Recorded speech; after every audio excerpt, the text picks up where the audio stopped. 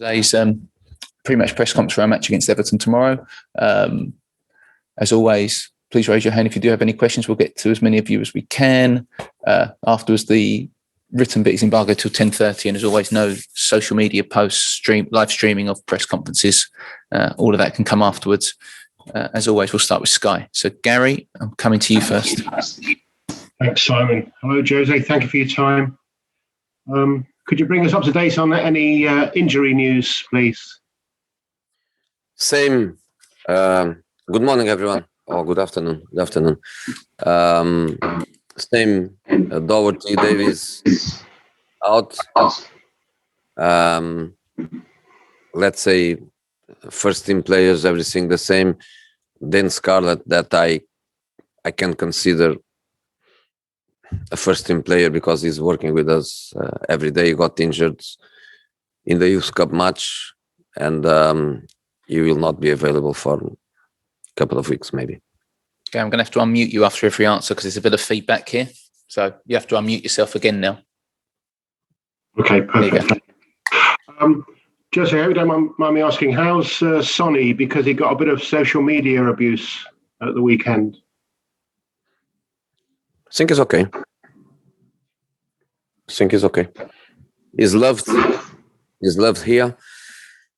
He's loved at home. I believe he got the support that he needed here and at home. So I think he's fine. You feel that comments made by people, pundits included, about the way he went down added to it, made it worse? The social media abuse provoked people to abuse him? Can you repeat, please? Do you think the words of some after the match, including pundits, criticising the way he went down from being hit in the face, did that provoke people on social media to increase the abuse against him? Prefer not to comment.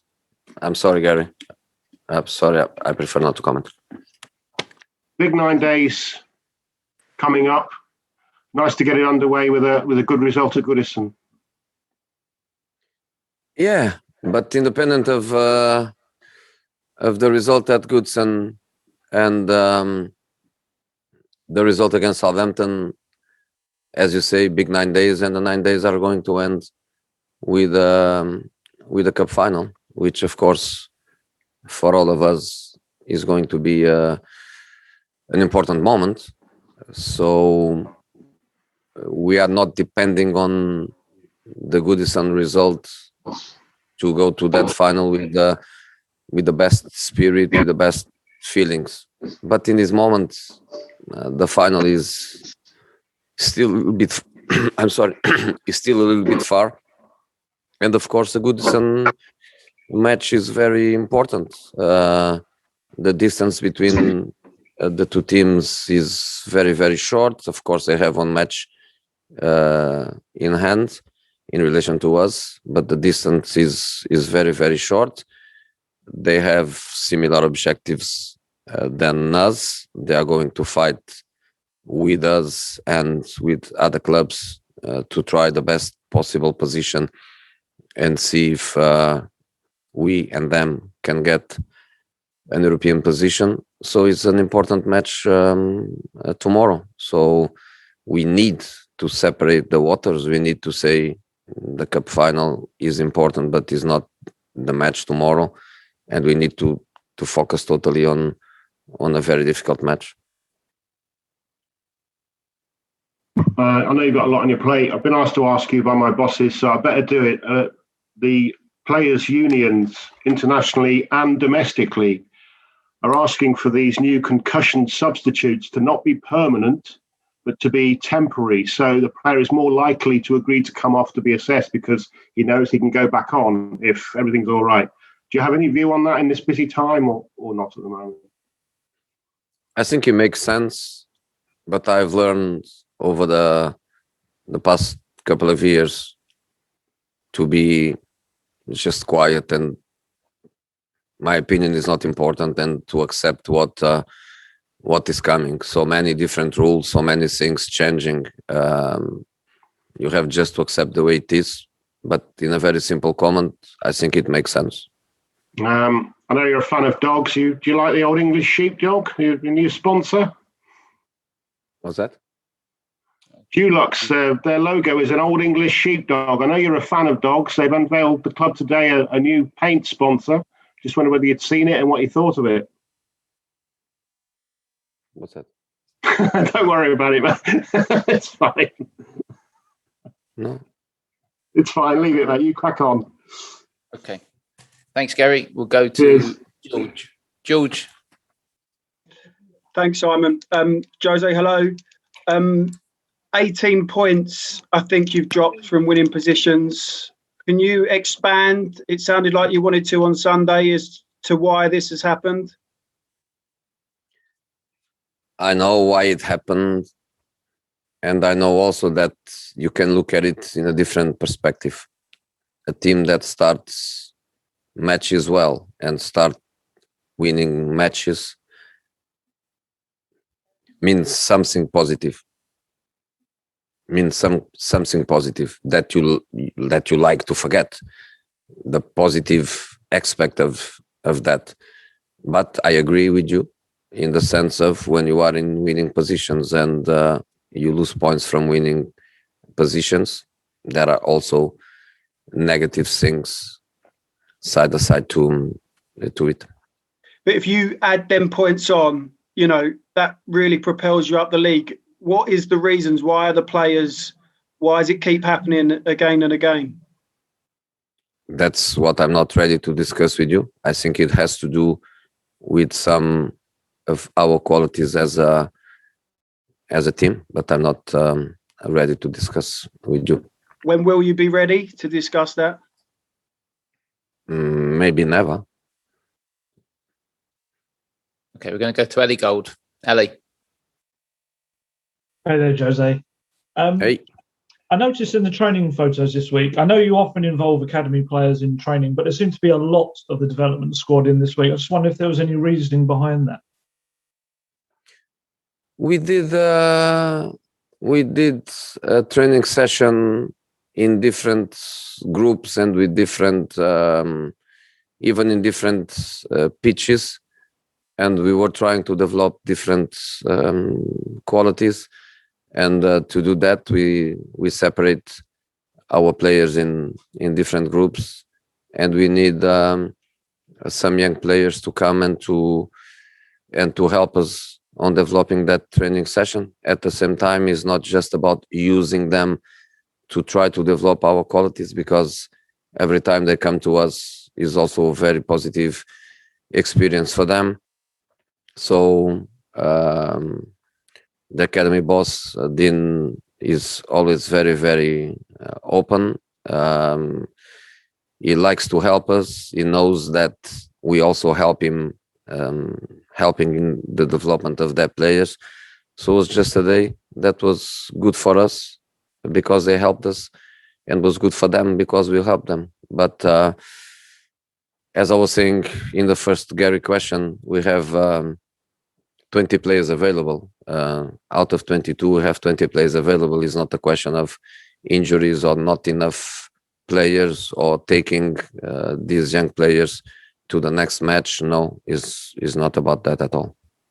Can I just ask you, I know you talk about the defensive process a lot, about the whole team's defending, but how important is it for you to eventually settle on a centre-back pairing that you're going to use more often than not? Because obviously you've given a lot of equal time to your centre-backs this season.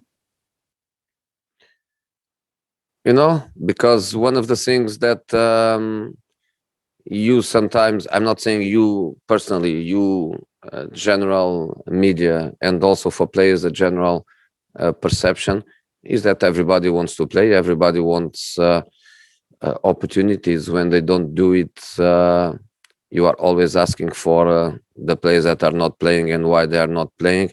So you can look at it in a different perspective. You can say, should play always the same two, or you can say it's fair that kind of rotation that gives opportunities equally to everybody.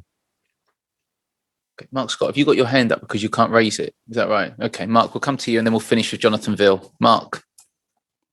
Hi, Jose. Just looking at where the two teams are on the table, do you think that if someone loses on Friday, that's them out of the Champions League equation?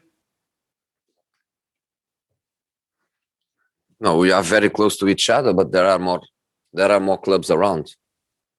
There are some more with a few more points than us. There are a few others with a few less points than us, but I think with still more than 20 points on the table, I think it's still open. But of course, it's this kind of match where the winner gets the points and stop the loser to get them. Or if you draw, you stay basically in the same position. So understandably, I don't think anything is going to be decided in there.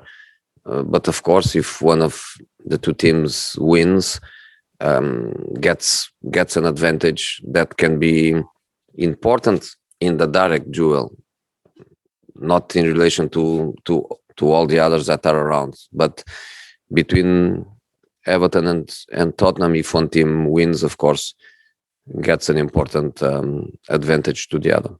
What have you made of Everton's season overall? Obviously, a little bit of a sticky patch recently, but overall, their campaign under Carlo, how do you think they're doing? I think they go in the right direction.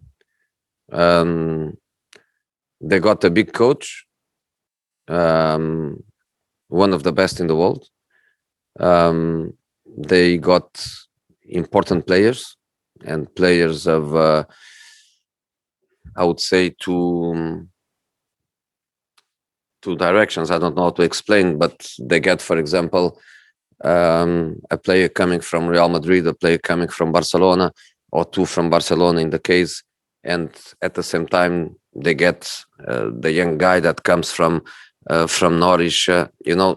People from different not directions, Backgrounds, different formations, or but they have a very good squad, and I think this is just the beginning for them. I believe that with Carlo, quality, experience, the work, the squad improving, I think this is just the beginning for them. And of course, this Everton is different than an Everton of previous seasons, and for sure next season they are going to be different again for better. It's the start of a process, and nobody better than Carlo to be in charge. So I see a very good future for them. And just finally, you've played them a couple of times this season in the league and the FA Cup. It depends obviously on injury updates from Everton, who's available. But what are the main strengths that you expect to have to counter against them on Friday? They have everything, as I was saying, starting with a good coach. They didn't play Europe this season. They had complete weeks to work and to develop things. They can play in different systems. During the season, you can see how many different systems they played.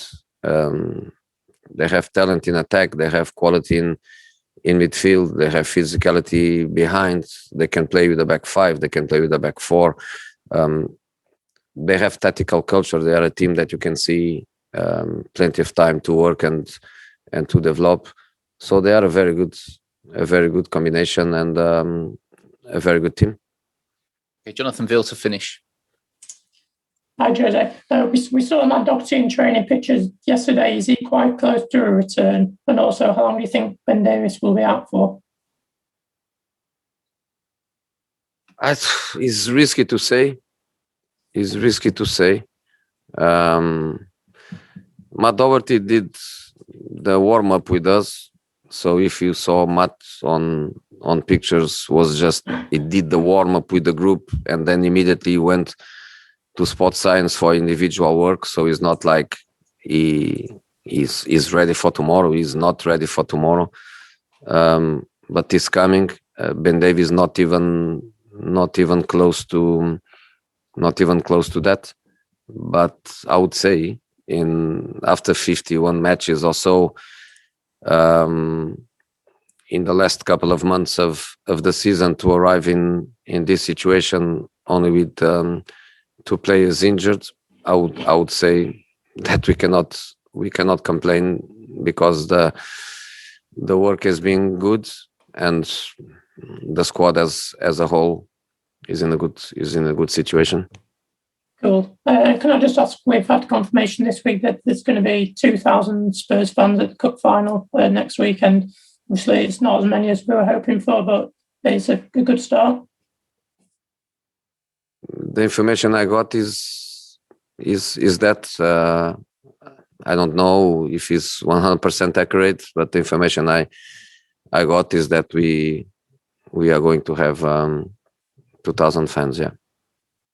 Okay, we'll move on to the written section now, which is embargo till 10:30 this evening. Please raise your hand and we'll come to as many of you as we can in the period we've got.